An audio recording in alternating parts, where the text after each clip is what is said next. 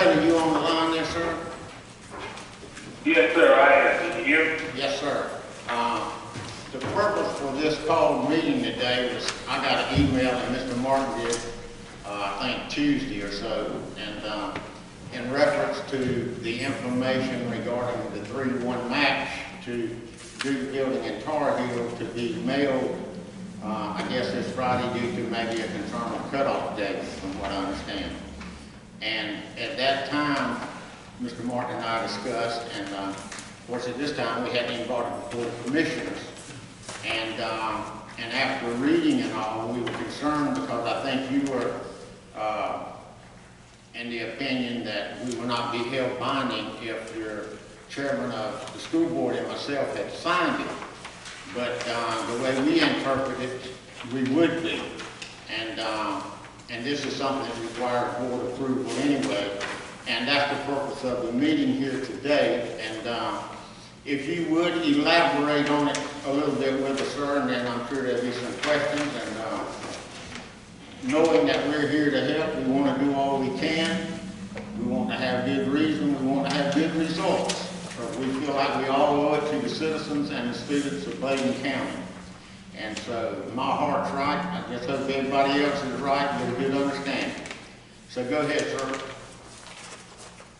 All right, thank you, Mr. Britton, commissioners and county manager Greg Bart. I appreciate the opportunity for me to share with you information about the needs-based public school capital fund. And so we're glad that we're actually in a position to be able to receive the funding.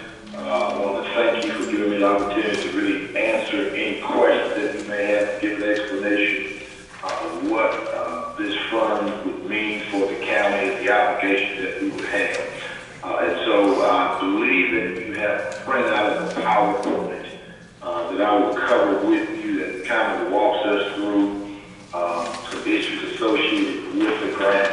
And then I will at that point pause and allow either you all to ask questions or allow Mr. Worley, Dr. Atkinson, Mrs. Harrison to present a second piece of what we want to share with you tonight as it relates to facility issues that we will be addressing that really will be part of this whole effort of how we address capital needs for schools in Bladen County. And so if you have that in front of you, I'm just going to quickly take you through that. Then you can ask me any questions that you may have.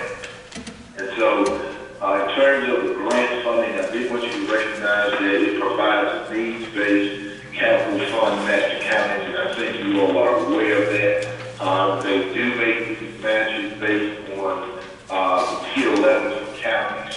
Tier 2 counties can have up to a $10 million grant. But tier 1 counties, which is Bladen County, we would have a 3-to-1 match, and that's up to $15 million. And so Bladen County, we can actually maximize this funding allocation if we provide at least funding for $5 million at the local level. So what that means is that if you decide to build a $100 million building, that's fine. They'll just give you $15 million. You'd be responsible for the remainder. And so that's the great thing about the grant funding is that it does allow us to access up to $15 million at a minimum cost, $5 million. And so in terms of the biggest requirements for the grant, and it simply says that the Board of Education and the Board of Commissioners agree on a particular project and that the funding would be available for that project, and we would meet any fund request requirements that outlined by the grant. That basically means that as they disperse funds, there will be things that we will need to report the DPI showing that we're tracking schedule that we have presented for the project. So that is really the gist of the grant, is that both the board and the commissioners agree on the scope of the project.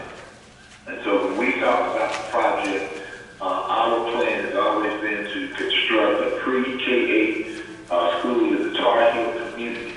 And our initial plans for the Board of Education is to replace both Tar Heel and Plainview. And we costed this out at roughly $22 million. And the goal would be to use the current site that we have. And so I know there's obviously been talk about would there not be other schools that are included. And so initially when the school is constructed using the capital grant, they do want you to talk about the schools that would be replaced. But even when you name those schools, the board at any moment can come back and include or consolidate and close any schools that it's choosing, as long as they follow the general statutes that govern the consolidation and closing of schools. But that is what we want to use the grant for, to construct a facility that's roughly $22 million.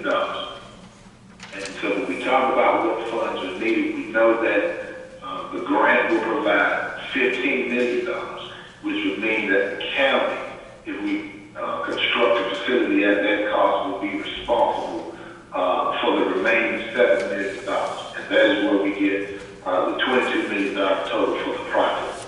And so obviously the big question is how do we finance that $7 million? And I think this is where we hopefully can all agree that we are in a very good position or a unique position.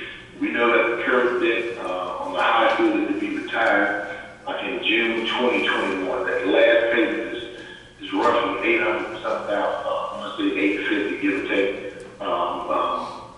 some money with that. But the debt service on East and West Bladen that we've been paying on for the last several years is roughly $2.1 million. We do know that that was a reducing payment over time. So while that final payment is about $850,000. So that means as of June of 2020, the $1.2 million that was being paid by the county to retire that debt has now become freed up. It's no longer needed. There's an additional $900,000 that's paid in school capital funds that was a part of this debt. And so that is what makes us in a position to have $2.1 million available to retire the $7 million debt. I know we definitely need to make sure that everybody understands what we are going to be giving up if we accept funds from the state, but I also want to look at it in terms of what we stand to gain. And so once you have been Dr. Taylor, school, let me interrupt you just a moment before we get too far in the picture and have to back up. okay. I see Mr. Martin shaking his head on a couple of things where numbers come in, so let's get clear on that before we go any further, sir, if you don't mind. Hey, Dr. Taylor. You remember several years ago when we looked at this project, and that the debt service payment for the two high schools has not been $2.1 million in some time. And so two points we probably need to make. The board at that time determined that we wanted to reserve $750,000, set that aside going forward for future projects, capital projects for the school. So that 1.2, the county hasn't paid 1.2 toward debt service in a number of years. So that figure is more like 750.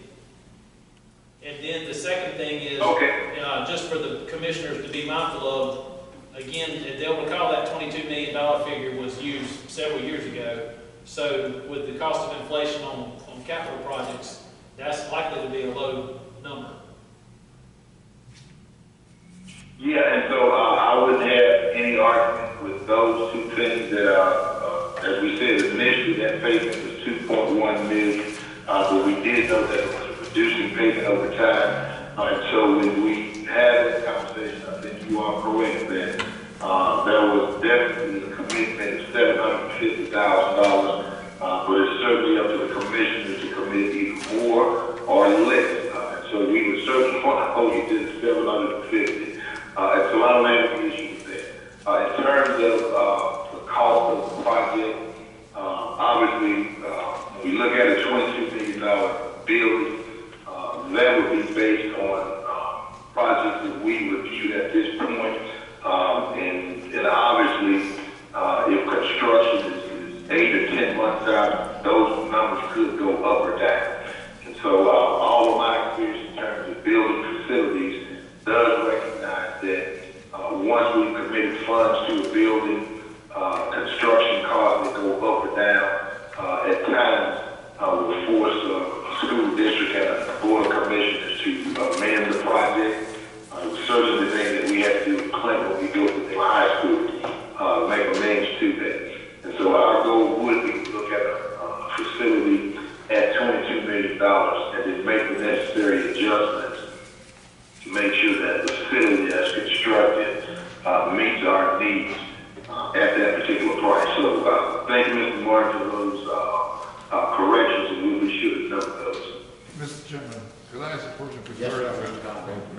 Martin, Dr. Taylor, what is the actual, we know what's the reserve amount that we have done, the 750.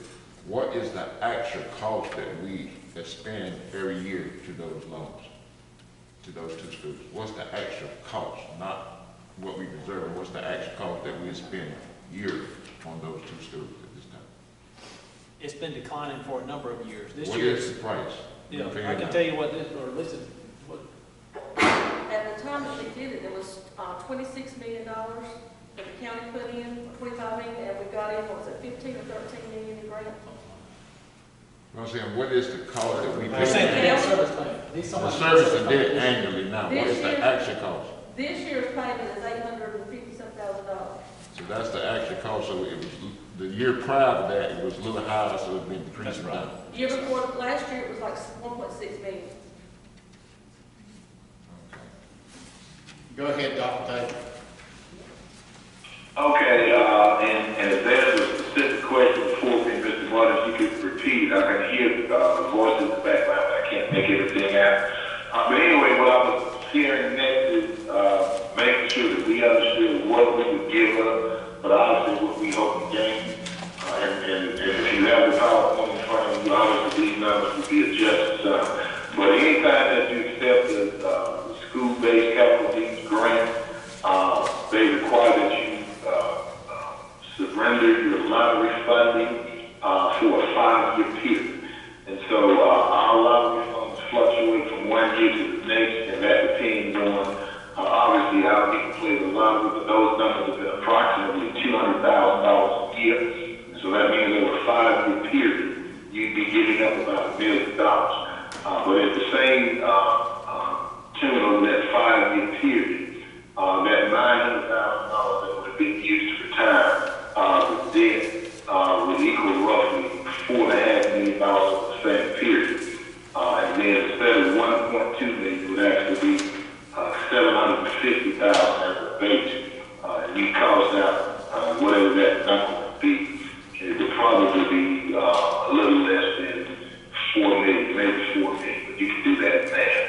And so while we may give up the lottery funding for that 5-year period, we would still have access to these funds that are now freed up. In addition to that, we have a lottery fund balance of roughly $1.8 million. And I know that Mrs. Harrison can give you specific numbers about that, but it is in that ballpark.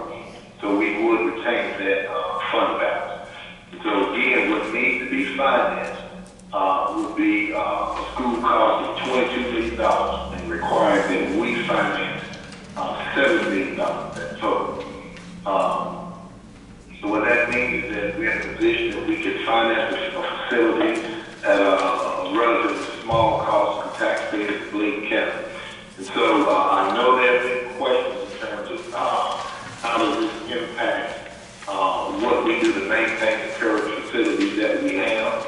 And so the team that is here, Mr. Worley, Dr. Atkins, Mrs. Harris, they're going to talk some about that, but I want to just briefly say a few things that financing $17 obviously does not require the full amount of money that was used to retire the high school debt. And so it would be up to the commissioners and the board to agree, come to terms of how long you want to finance. You can do it for a short period of time, and you can do it for an extended period of time. So the idea would be to use money from that debt to help finance that $7 million plus additional projects that will be discussed. And obviously the $900,000 from the capital funds, that will be used to conduct any of the facility needs and upgrades that we currently have. And so we've identified what those would be. And so minus that $200,000 that we would get from the lottery funding, that still means that we'd be a positive around $700,000 to address all of the maintenance needs and the facility needs that we have. So the last thing is you see the information about the assurances with the grant page, and I did speak with Nathan Munn at DPI today, and he essentially says that the assurances page is just simply their way of saying that the commissioners and the school board agree on the scope of the project, and that the local funding there is available to fund that project. And so with that, I will pause and see if there are any specific questions that you may have, and then let Mr. Worley talk about the other facility needs that we have that we cannot address if we use funding to retire debt of roughly $7 million from the school. So any questions? Not, I'll let Mr. Worley share with you. I have one question, Chairman Rigg here. The $22 million building, when was that price acquired on the construction that you have done? When we looked at several designs there, Mr. Worley can share with you some of the districts that he's examined, some of the people that we talked to in terms of what we'd be looking for in the facility. And so we view the $22 million as the area that will allow us to construct the facility that we need and not be cost prohibitive to the county. You can certainly build something that costs more, but I think for Bladen County, that price tag in the schools that we've looked at would meet our needs. Now, one of the things with a requirement of DPI that you receive grant funding, they do expect you to meet certain building specifications in terms of what you construct. So we will certainly have choices about what we can use tile floor versus terrazzo floor. So obviously there are different prices based on the material that you use, but they would have minimum requirements. Mr. Chair, Yeah. capacity What's the question? what's the capacity? How many students will go? The How many? capacity of the new building? The new building, what I see is 800, correct? 550? That's all? Dr. Taylor? Yeah, those are the numbers we talking about. The capacity of, No, did somebody say 550? no, we want to know what the capacity was. The actual between. No, it should be 700. I know that, but what? 700. So are you building a Yeah. school that on the whole house side? We'll go on for 700. That's what I. It says how many students will be served by this project. It says approximately 550 is what's on your So that, application. so there's no. Okay, we'll correct that. That should be 700. We'll correct that. All the kids in the existing facility, 550, right? Around 500.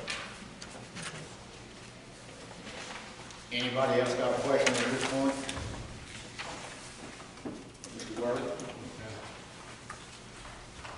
Thank you. I'll try to answer a couple of questions. Right now, between Tar Heel and Plainview is 550 students.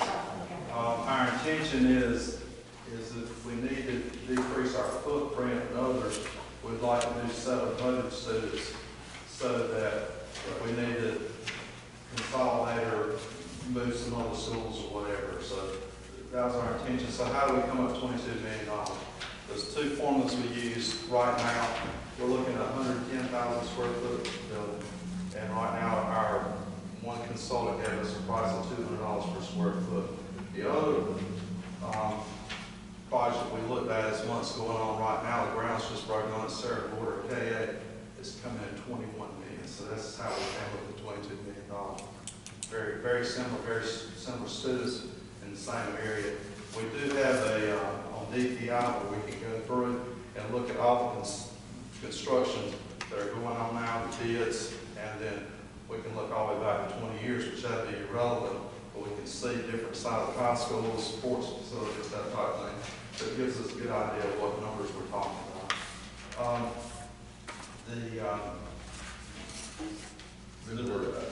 Yes, sir. When we talk about the building construction of facility, with this facility, are we planning on leaving the gym, some of that facility there? Because I was hate to see us build a facility like Elizabethtown Primary with no recreational facilities. What we're planning on doing is including the gym in there. In the new And that construction. kind of leads me into my next thing I was gonna go through. Dr. Taylor's provided a facility needs, as far as that with student enrollment. And then I've given you some bigger pages that I got from Maria today. And one of them is the Tar Heel site, showing kind of an outline of what our proposed is, using the same site. I'll wait till y'all get there. There's a bunch of pages with it. The top color page is going to be the Tar Heel facility. So we started looking at septic tank, what size septic tank we need, since we don't have sewer. We do have county water there, we do have natural gas there, which is a good thing. So we want to actually construct the new school behind the old school. That is outlined in purple, it's 110,000 square foot KA. We're going to move the septic tank field to a back area between the baseball and softball field, and that should be adequate for an in-ground sewer system. And then once we get through with the school, we're going to tear the front part down and do all our parking in front. So that just kind of gives you an idea of Tar Heel. So just a few things about Tar Heel. I've been in the school system a little bit over a year. We're to a point in Tar Heel, we've got to decide what we're going to do. As a school system, we've got to decide what we're going to do. We've got a lot of issues in. Dr. Taylor has outlined it, but the school is built on a mortar and block wall foundation with a plaster inside. The plaster's coming off the wall, we're having more moisture penetration. Had the same problem at the auditorium at Bladen County, but I'll get into that. But we've got the moisture issue. We spent a lot of money some years back, 10 years back, on the floor. The floor is still creating a problem, and we're having heat and air issues continually. To bring that school upgraded, we're probably talking about somewhere around $3 million to get it back into a standard. Tar Heel is probably one of the most expensive schools for us to maintain. We're spending about maintenance between $200,000 and $250,000 a year on maintenance.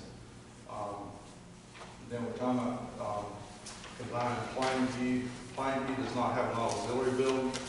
We also have a roof situation that we've stopped right now, but we're getting ready to have to put about $150,000 roof on Plainview. Plainview is a great school, a great community, but we're spending somewhere around $80,000 a year on maintenance for Plainview.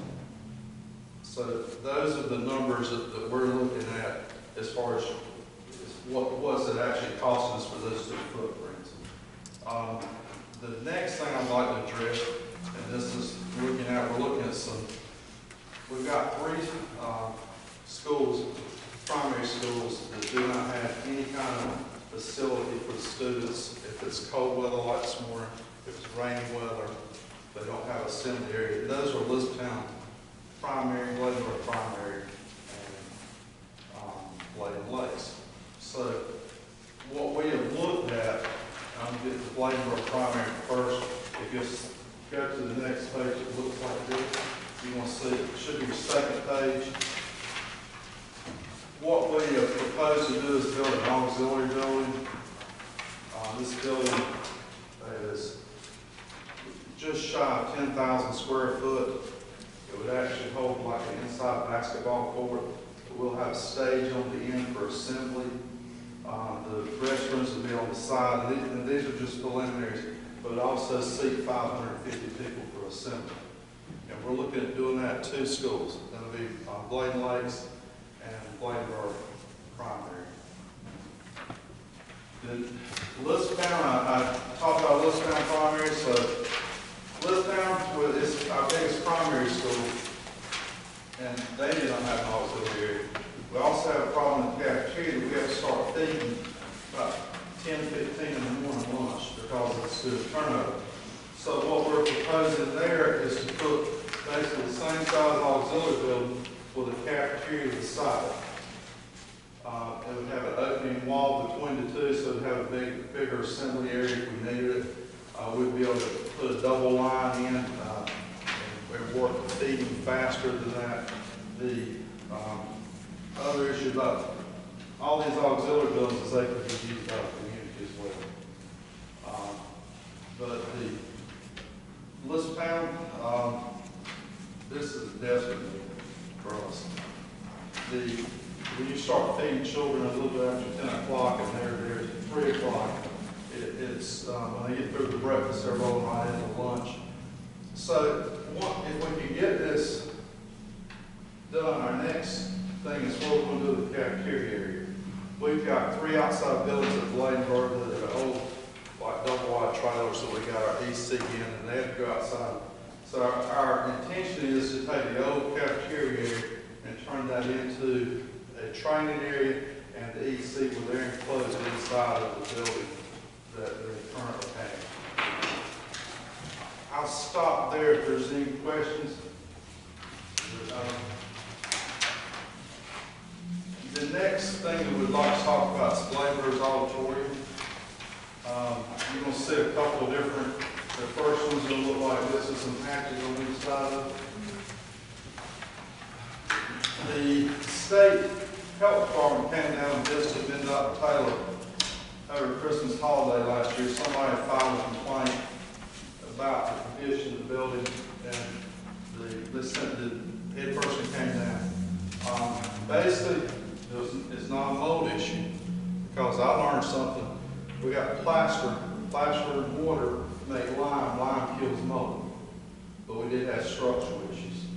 So he would let us use the auditorium on a very limited basis, and limited being less than 2 hours per day, but would not let us have any students on that hallway. So we're looking at how can we fix this, and the problem is the building was built in 1931, so you're going to have electrical issues, you're going to have heating area issues. The biggest issue that we're running into is, I think the historical building may have the same problem, is the mortar has deteriorated between the brick. And what we have is an 8-inch block, and we have a brick that's stacked right beside it. And the water's coming in, the mortar joints coming into the block, then getting the plaster, and it's calcifying and peeling off the wall. And there's a lot of money spent on the auditorium, so we're trying to figure out, at this point in time, it's almost like I told Dr. Taylor, it's almost an amputation. You got to decide if you're going to kill the whole thing or try to amputate it safely. So what we came up with is a design taking the 2 wings off. That's the hatched areas. Redoing the front of the building, which you'll see there. And doing the walkway back to the building. And then the last will be what the floor plan will look like. So as you come into the entrance of it, we have restrooms. So as the community uses that auditorium, the facility is big enough that we'll have the proper restroom facilities. So we're trying to figure out how can we save this building, because it means a lot to the community, it means a lot to the school system. But we're to a point that it's going to need some work done on it. So that was the Bladenburg mill that you'll see in. Yes, ma'am. Did we not spend a lot of money in this? You put about $300,000 in it. That's all? That's what I've been told. I think it's $900,000 Tar Heel and $300,000. I know, they were trying to preserve that building. Right. Several years. Right. And the chairs, everything inside. Right. So. All that is in good shape. We're putting a new roof on. The roof is in good shape. It's the sidewalls of the mortar, the sidewalls of the building, we're having all the water penetration coming through. And most of the time when you see a construction, you have a brick, you have a 1-inch airspace, and then you have your block. That brick is not waterproof, it's water resistant. And as water comes through that brick, the reason you leave the airspace is the water will run down the backside of the brick wall. Well, in our situation, we've got brick against block, so that water continues to penetrate through the wall, and then we got a plaster coating on the outside, which is making it calcify. And there's a couple of different ways to do it. I've looked at going back in and doing stucco over the brick to build the waterproof. I like keeping things like they've always looked if I can. It's a really pretty building. The other thing I looked at doing is coming out with an outside course of brick where I can get my water penetration off my wall, and then coming back on the inside. So we've looked at a lot of different things, but the big thing is the numbers, and we're talking about to fix the wiring issue, do the demolition on the wings, fix the water penetration, somewhere in the $600,000 range. Now, as far as the seats, carpet, all that's great. Roof's great shape. It's just we've got water coming in. The problem being in this type construction on the wings, it's got the same block brick or tied together, but the floor joists are run into the brick. As the water's come down, it's rotting floor joists off at the sides. So basically, it's the interior walls that's supporting the roof system on those. So it's something that we're looking at doing that. We'd like to take the Home building, completely take it down. The old ag shop and put a green space there for the 5th grade playground. They need a different type playground than the lower grades. Is this old building got wood floors in it? Yes, sir.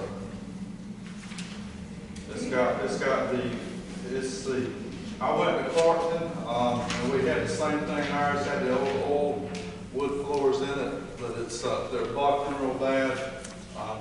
It's getting in pretty serious shape. The auditorium is the best part of the whole thing. What y'all did on the auditorium is probably prevented it from getting worse. The next thing I'd like to talk to you about is East Arcadia School. We're a multi-purpose building. I know I've been in a couple of county commission meetings we talked about it. We have started that project. We're by Christmas break we should be done. And we decided as a maintenance department that we've moved the whole maintenance department in there, and we've got the roof finished. We've replaced the heat and air. We're starting to work on the floor system and the duct work, which has created issues. That should be resolved next week, but it looks like we're on schedule. That we're going to bring in somewhere under about $30,000 because we've done it in-house instead of going out and hiring outside. The next thing I'd like to talk to you about is Bladen Middle School. Bladen Middle School is probably one of our structurally most sound schools, but we've got, we did not, when the school was built, didn't have to have a fire alarm system. There's not a fire alarm system in it. I know I've talked to Nathan, I've talked to Kenneth Clark a lot, and that's one of their concerns. So we're needing to put a fire alarm system in it. We're needing to, all the windows are in bad shape. We've got some shop drawings now. I think y'all just went through the window crisis, and we're getting ready to experience the same thing. But we've kind of got a plan of how we're going to do that.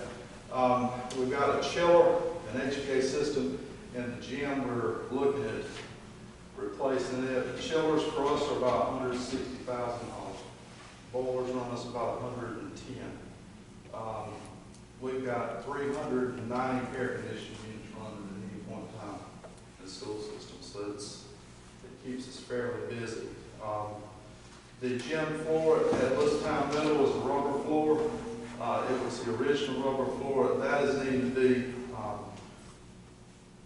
reworked, and that's somewhere around $30,000 range. Just quite a bit of money that we're talking about. This some deferred maintenance that we're trying to get caught up on.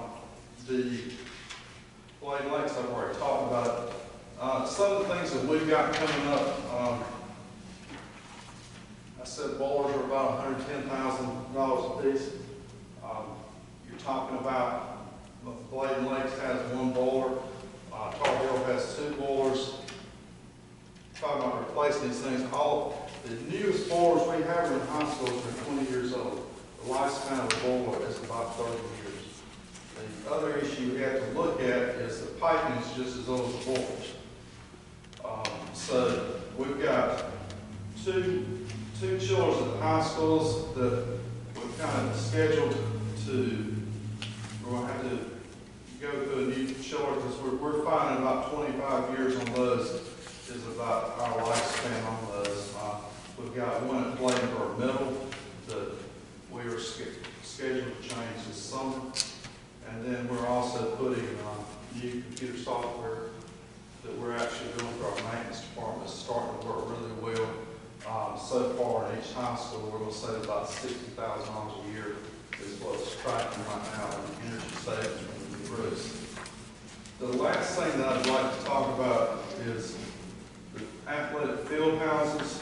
And this page, the high schools have asked for these.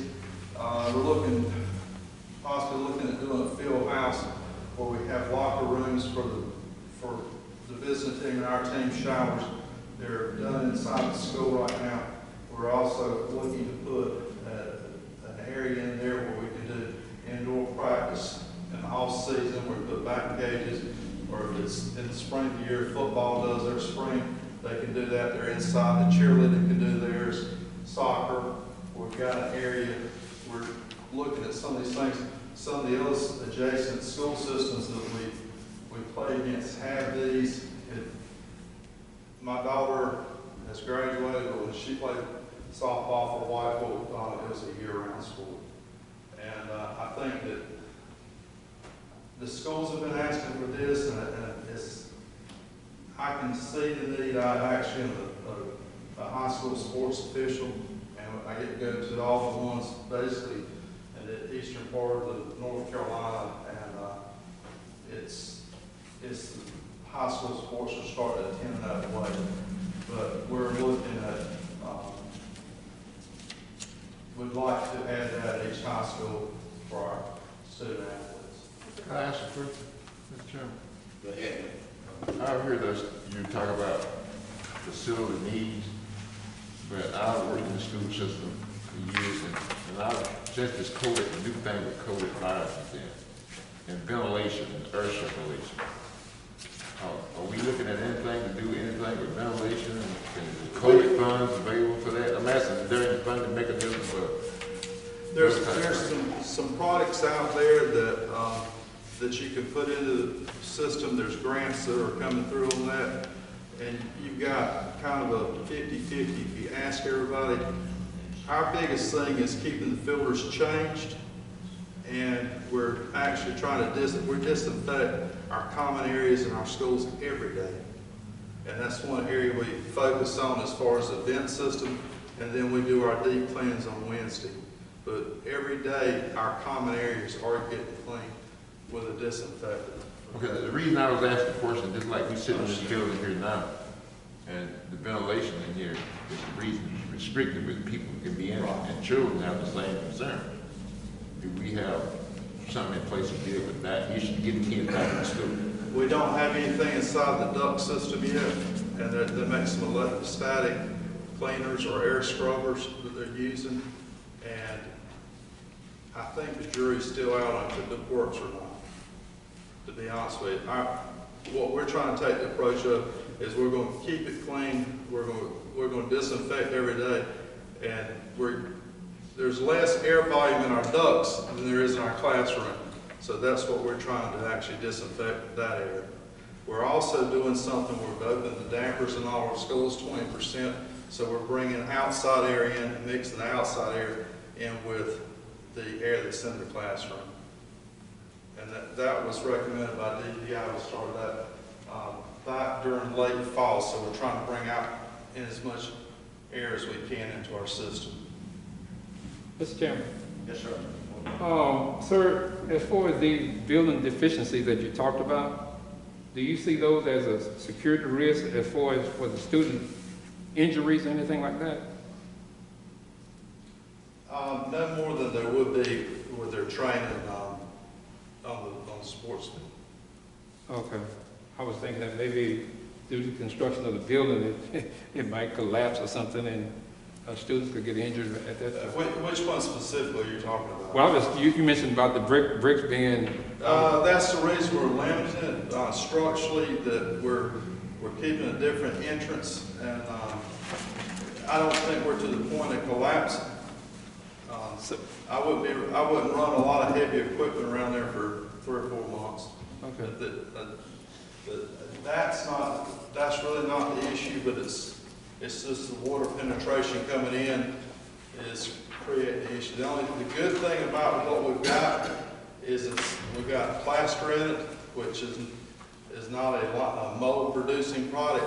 That's the good thing. If we had sheetrock, we'd be talking a whole different story.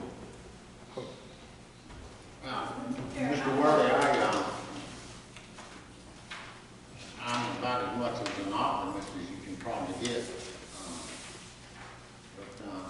I wasn't aware, maybe the other commissioners, I don't think they were aware either, that we were going this involved today. I thought we were just talking about the 3-to-1 match and making sure we don't get out. But quite frankly, I don't mind discussing the other personally, because I'm interested, I'm excited, but the word called funding. That's exactly right. And that's the part that I would like to get to, and if we're going to discuss this somewhat today, but the meeting was really about the 3-to-1 match and make sure timely we got that done. I think what Dr. Tyler wanted us to present is we did have a facility plan and looking down the road and that type thing. And I know this always comes down to money. Right. So I ran some numbers for us, and if you're looking at $7 million right now, at 15 years, you're looking at about $560,000 a year. If you would include the field houses for the high schools, would put about $11 million, and that'd be at $880,000 a year payment.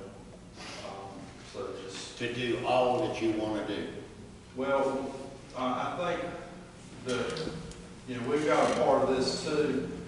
I think that what Dr. Tyler and I talked about and Susan's talked about is, as far as the auxiliary buildings, let us work that through our budget.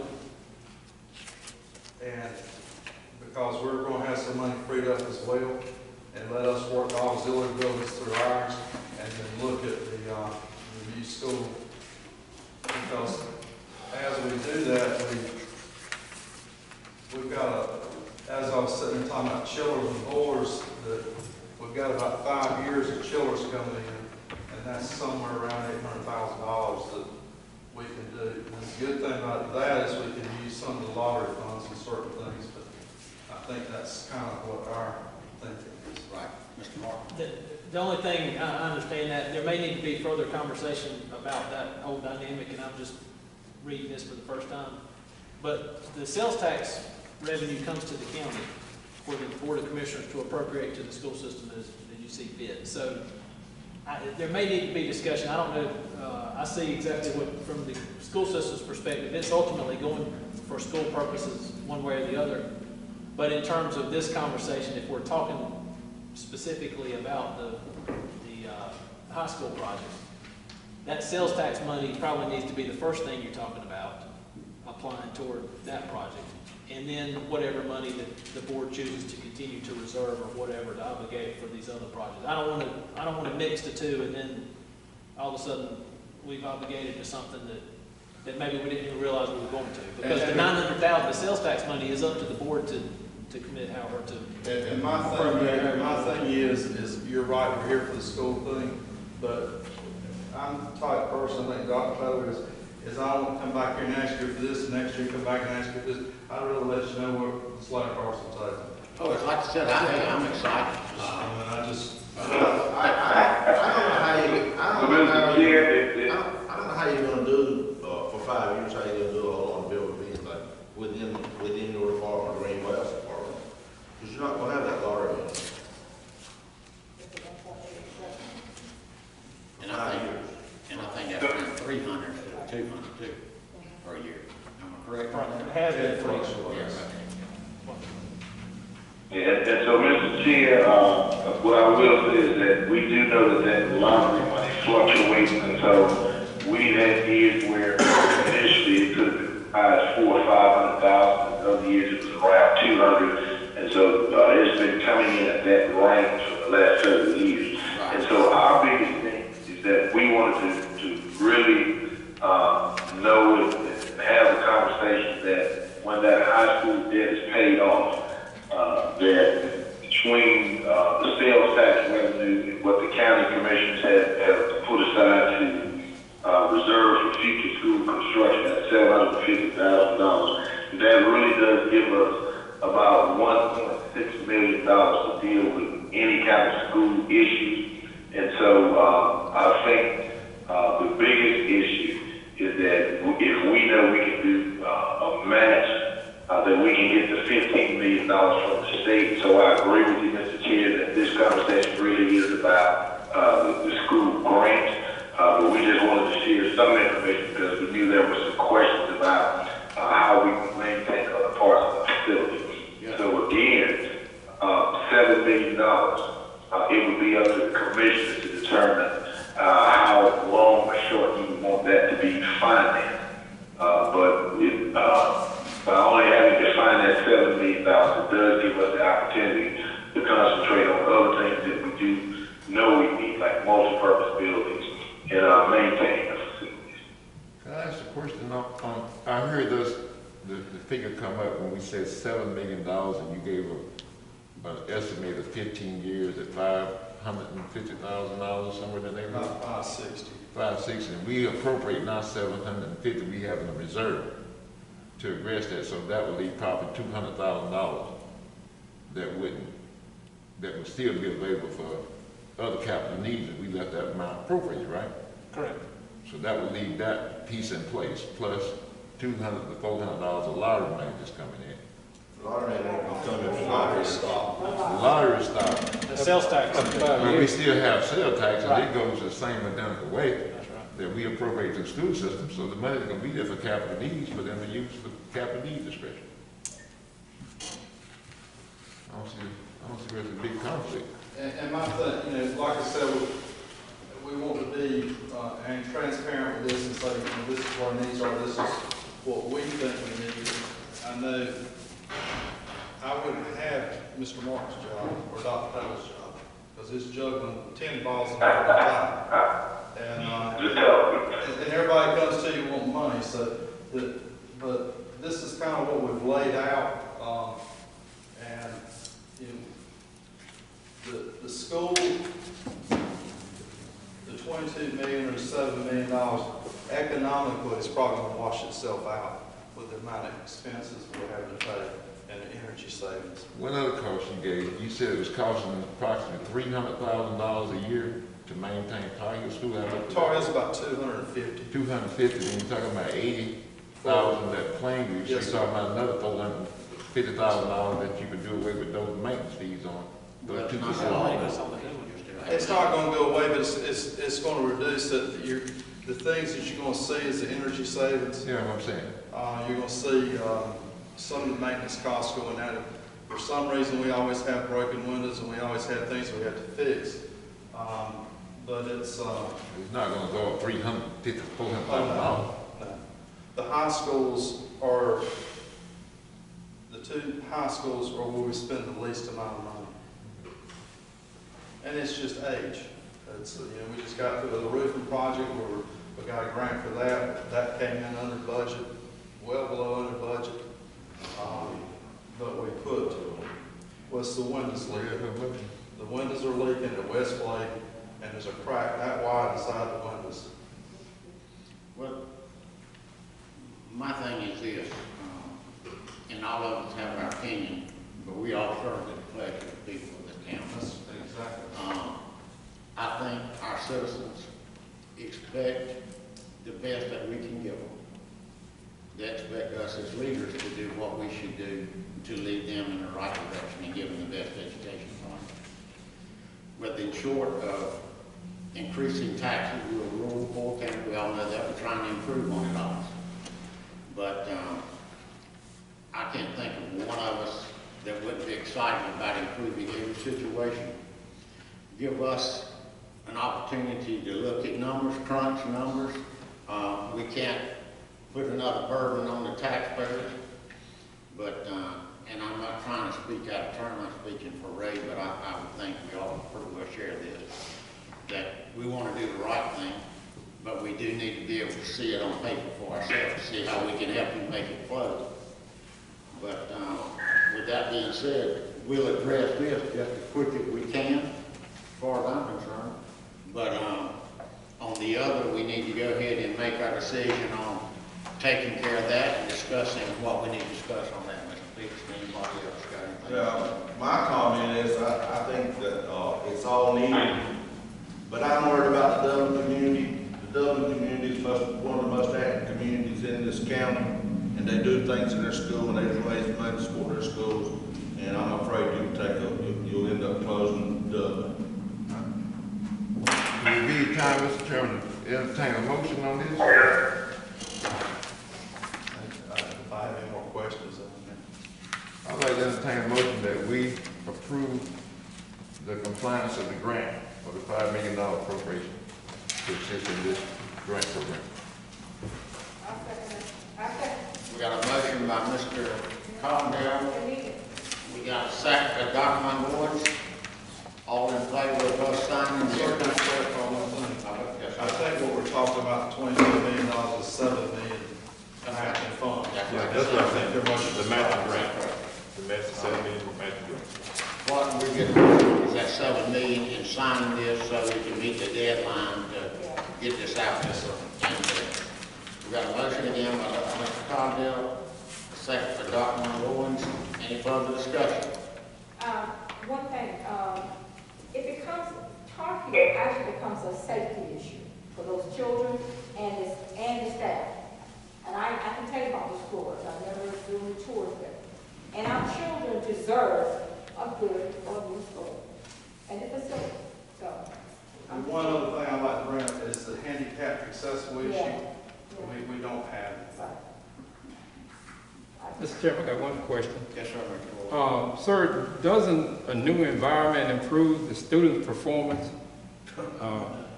Does that, the outlook in their environment and their overall self-pride and everything, does that have a positive impact on them?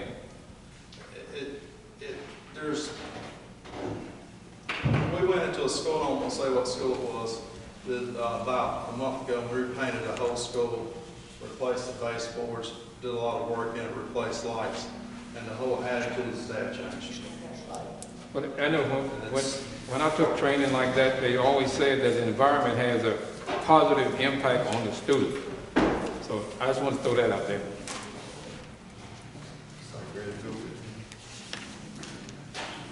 And so, Mr. Bullock, if I heard your question correctly, it was about the physical environment impact on student learning. And so the answer to that is yes, the affirmative that when kids or students are in better facilities, it does impact the kind of learning that they have. And so whenever we take the opportunity to upgrade older facilities, enhances what kids are able to do, with new construction, it's even greater because it's designed with those particular features in mind, whether it's lighting, spacing, air quality, all of those things. So obviously kids come with natural abilities, how they teach kids have everything to do with it.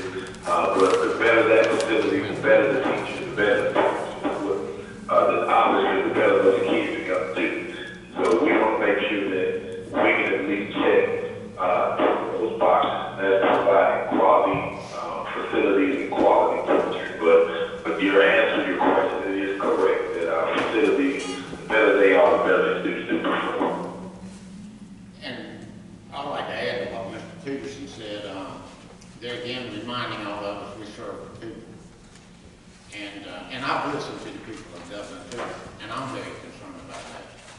And I see there's 280 students in Dublin. Unless you shift some of them somewhere else, they all come to the target anyway. But I would hope, based on what he said, in continued relationship in a positive manner, that would definitely be considered, that we consider those residents and their request, and as well as that school is doing, if we pass this, not to forget their concern, their interest, and what they would like to be. Because we do serve at the pleasure of those people, and they will remind us all down the road. But there again, we want to do the right thing, but we all need to do the right thing ourselves. Yes, sir. With that said, any further discussion? All in favor of signing for the $7 million commitment, please raise your hand. We got 1, 2, 3, 4, 5. All opposed? We got 1, 2, 3. 5, 3 vote. Congratulations. That's to adjourn. Got a motion by Mr. Higginson, got a second by Dr. Monroe.